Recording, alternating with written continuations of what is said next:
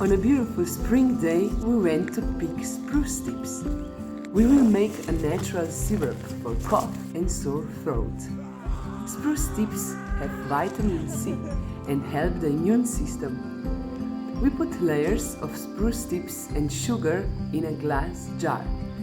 Then we close it and leave it in the sun for 3 weeks. After that, we strain it and the syrup is ready.